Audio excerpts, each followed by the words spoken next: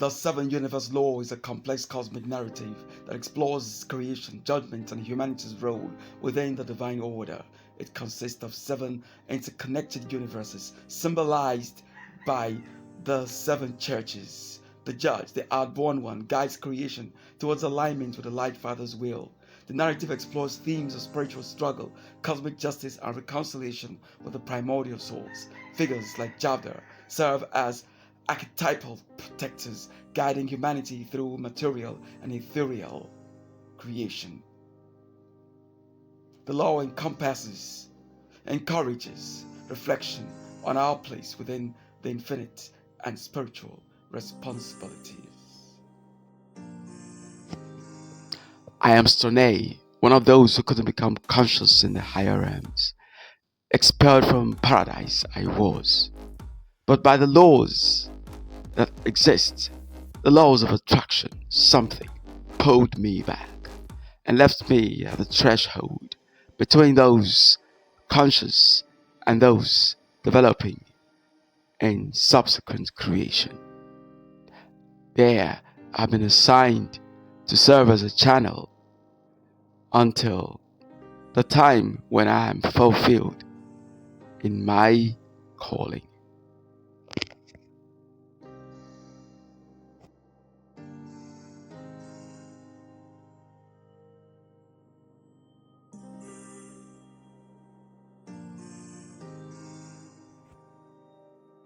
All the revelations transmitted in words and pictures, both symbolic and esoteric, are often misunderstood when read through a literal lens. A closer examination reveals layers of allegory and metaphor that point toward a cosmic rather than merely earthly significance. Among the most debated elements in these enigmatic messages are the seven churches in Asia Minor: Ephesus, Smyrna, Pergamum, Thyatira, Sardis, Philadelphia, Laodicea.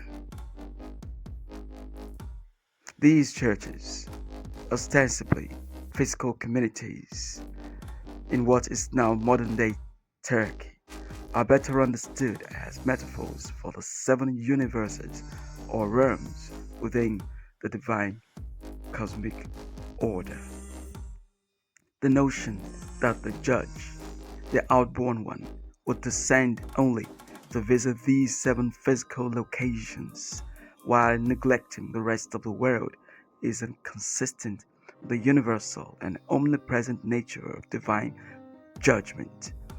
This reasoning invites us to delve deeper into the cryptic language of the transmitted writings, reconsidering their true intent. It is a fundamental tenet of faith that the judge of mankind, foretold in the seven universe lore, would preside over all creation, encompassing every nation, people, and even realms beyond human understanding. The seven churches cannot reasonably be seen as literal physical locations, for it is inconceivable that divine judgment would concern itself with select geographical locations while abandoning others.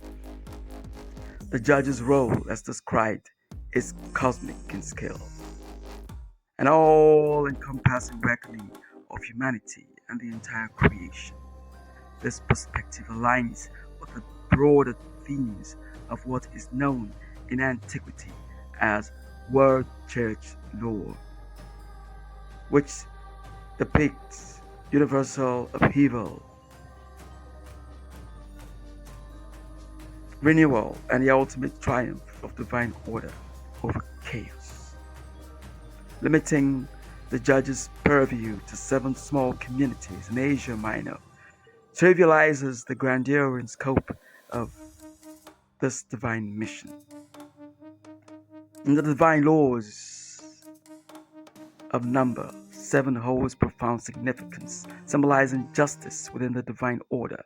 The seven churches are not merely physical congregations, but symbolic representations of the totality of coarse material creation divided into seven universal realms, also known as world churches.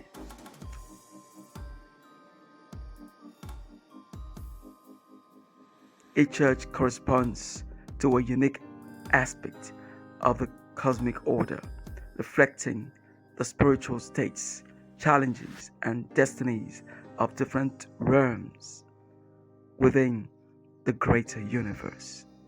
Some say this interpretation aligns with ancient cosmological frameworks that often divided existence into multiple spheres or layers, each governed by the adamantine laws. The seven churches, then, are metaphors for the seven universes, each one embodying a unique facet of creation's journey towards spiritual fulfillment. Consider the letters addressed to the seven churches. These epistles contain admonishments, praises, and warnings that resonate on a universal scale. While they may reference specific historical contexts, their true significance lies in their application to the spiritual conditions of humans living in each world church. The challenges faced by the church's lukewarm faith, spiritual complacency, persecution, and corruption are timeless and universal, reflecting struggles inherent in the human spirit. The outborn one, as described in one of the revelations, is a figure of cosmic majesty, radiating a presence so overwhelming. Such a being cannot be confined to the parochial concerns of few physical churches. The outborn one's mission is to judge all of creation, encompassing the totality of the seven universes. This cosmic context underscores the symbolic nature of the seven churches. They are not isolated congregations, but archetypes representing the spiritual states of entire realms. The judge's role is to bring each realm into alignment with a divine order, addressing their unique challenges and guiding them toward ultimate reconciliation with the Light Father. Some have agreed taking revelations literally diminishes their profound spiritual insights. A literal reading reduces its grand vision to a narrow earthbound perspective, ignoring its universal scope and divine intent. The cryptic languages through channels demands a more nuanced approach, one that recognizes its symbolic nature and seeks to uncover the deeper truths it conveys. The seven churches, when understood metaphorically, provide a framework for understanding the spiritual dynamics of the cosmos. They remind us that divine judgment is not confined to specific times, places, or people, but encompasses all creation in its infinitive complexity.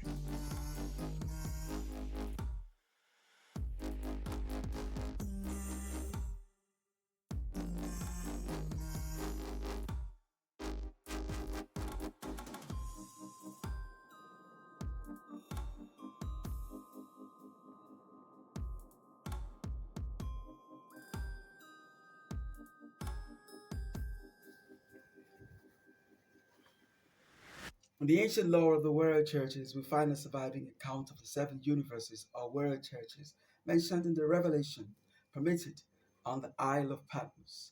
These seven universes, often referred to as Ephesus, Smyrna, Pergamon, Thyatira, Sardis, Philadelphia, and Laodicea, represent far more than geographical locations. They embody distinct spiritual realities. Yet above these worlds, beyond the reach of human eyes and understanding, lies a realm of promises and proclamations, a place of primordial spiritual radiance known as an Isle of Blessedness.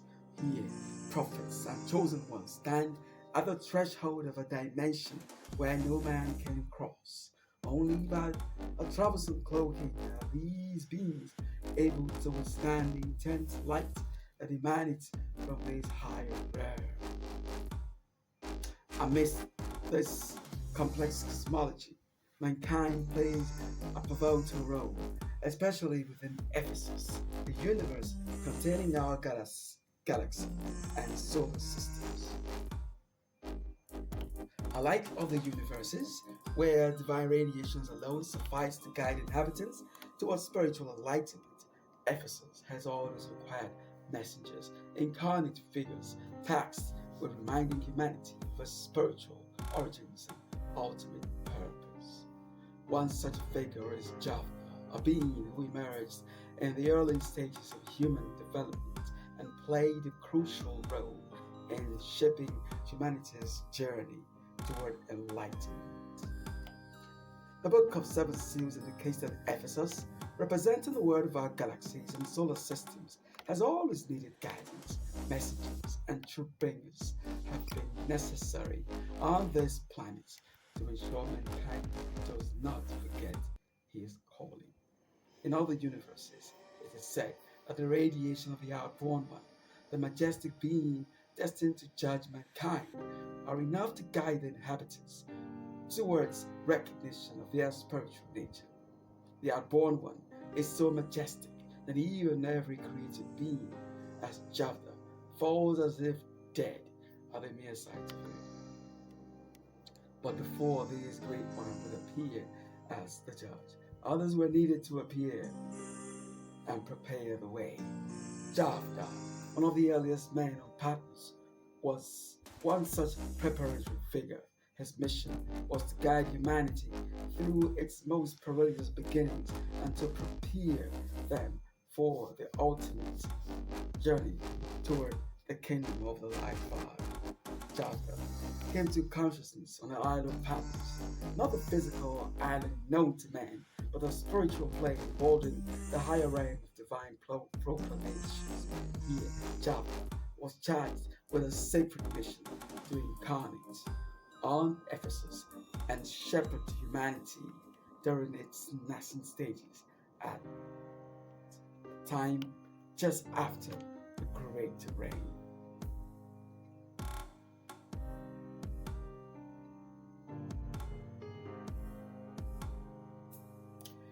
His role was to separate those who could house spirit journeys, those who could stand erect in the physical and spiritual sense, from those who could not. This act of separation marked the beginning of natural selection, not in the Darwinian sense, but as a spiritual sorting of mankind's true nature. With continents still united before the oceans divided them, Jafta guided the distinct races of mankind to their respective homelands. Each race bore unique traits reflecting the nature of the spirit seeds within them. And Jafta's role was to ensure that they developed in harmony with divine purpose. Through his discernment and guidance, Jafta laid the foundation for mankind's spiritual evolution. Jafta was not ordinary. He was not like every other man, a created being, as some call it, born spiritual substance of the higher realms. His form and nature transcended that of mortal man. He was pure and severe, capable of feats unimaginable to lesser beings. With his will alone, he erected stone walls, shaping the earth itself to serve humanity's purpose. His influence stretched far beyond our planet. It reached into other spheres, where similar struggles for life and order on Ephesus unfolded. On Mars, under his spiritual guidance, another created being, Oyef, akin to Java, stood amidst the upheavals that would determine whether life could flourish on that planet. Java's role as a protector and guide was not confined to nurturing mankind alone. He was also a great warrior, tasked with confronting the primordial forces of chaos that threatened the world. In his hand, he wielded the sword of the Created One, a weapon of primordial spiritual substance. The sword's cross-shaped hilt shone with unearthly gold, a brilliance so pure that only a handful of mankind could bear to look upon it. The sword, a gift from the higher realms, was one of the greatest ethereal weapons ever designed to make battle in the fine realms of man. And it was with this weapon that Javda confronted the original demons of ethereal matter. In the earlier stages of the Earth's development, demons took on form from decaying matter and this harmonic tone humanity that reverberated through subsequent creation. These primeval entities were tones at first, but became substance through the fear and chaos that they feel so in the hearts of early men. Upon becoming entities that create disordered energies of mankind's primitive thoughts, turning the nascent human race into a source of vitality for themselves. But Jabder, pure and untouchable by the corruption of these demons, stood as a bulwark against them. His word and his sword, forged from the spiritual substance of the higher realms, were instruments of divine justice.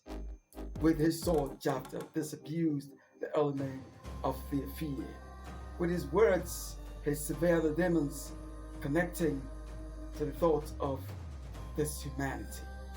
The demons, unable to feed on this purified energy, withered and lost their power. Jabda's battles, not only physical confrontations, but also spiritual victories, made him a defender of the ethereal lands of mankind. Mankind, in their unity and love, have created a beautiful expression of gratitude to the Light Father. These lands, manifestations of the collective goodwill of early man, were threatened by the demonic forces. Jabda's role as protector ensured that humanity's spiritual progress would not be hindered by fear and chaos, would not be fettered by these demons. Expedited retribution from the automatic laws it was to be for every created one. Young men told the tales sitting by the fireside and roasting their meat of the day Jabda struck a bull but was not fast enough to kill it, thereby letting it suffer some sort of pain. Jabda, seeing his mistake, prayed for severity and mercy to redeem this error. Jabda went hunting again, and a bear tore his whole arm. Smiling, he remembered what he had done, and in gratitude he smiled, knowing this great grace of retribution had relieved him of his spiritual burden.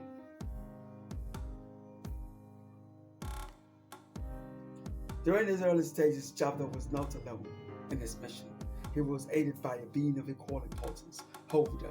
Holder, a created being like Jabda, was the model for all future women. She was the guardian of the divine flame, the longing within every human soul that yearned for connection with the divine. Holder was a passive yet powerful force, the receiver of primordial energy from the higher realms, which he then passed to Javda to sustain him in his battles. The union between Javda and Holder was one of cosmic necessity. Javda, the warrior and protector, needs Holder's passive energy to sustain his strength. Holder, as the great receptor of primordial energy, channels this pure, high, and superior spiritual force to Javda, empowering him to carry out his mission. This partnership was more than just a functional alliance, it was a reflection of the higher cosmic order. While Javda fought the physical and spiritual battles that ensured mankind's survival, Holder nurtured the divine flame within humanity, guiding them towards their ultimate destiny, their longed-for goal. Today, together, they embody the balance of active and passive forces, ensuring that mankind's journey toward the light for the kingdom continued uninterrupted. Javda's place in the cosmic plan. Javda's mission was not limited to the earliest stage of humankind's development. His role as protector and guide was part of a larger cosmic plan, one which would culminate in the judgment of mankind by the Outborn One, the judge of mankind. Javda's task was to prepare humanity for this moment, ensuring that they were ready to stand before the Outborn One when the time would come.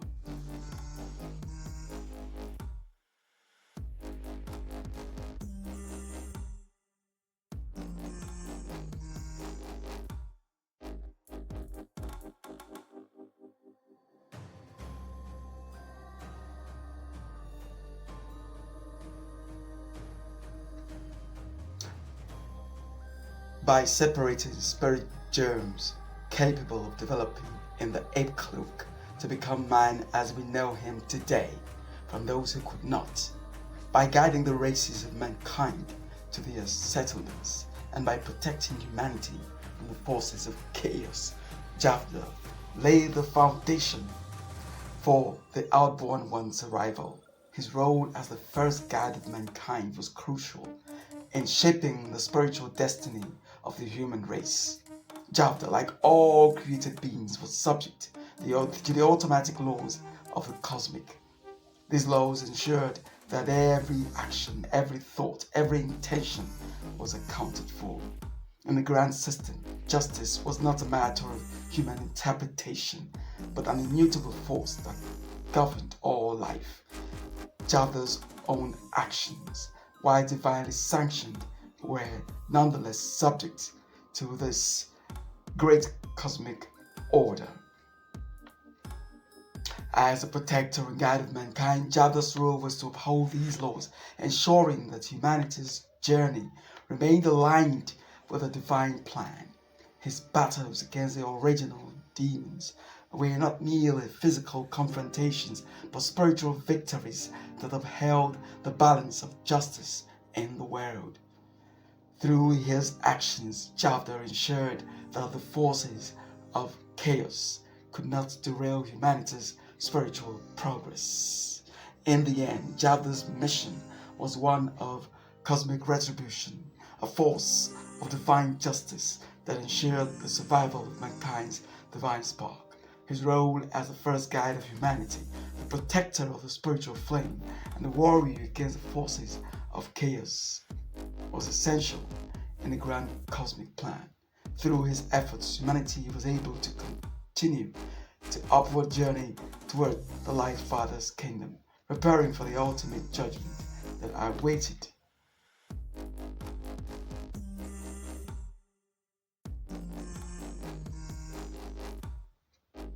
So, when he was called away, a flame was this one, Javda. Straight he returned to Patmos, the origin of his spirit.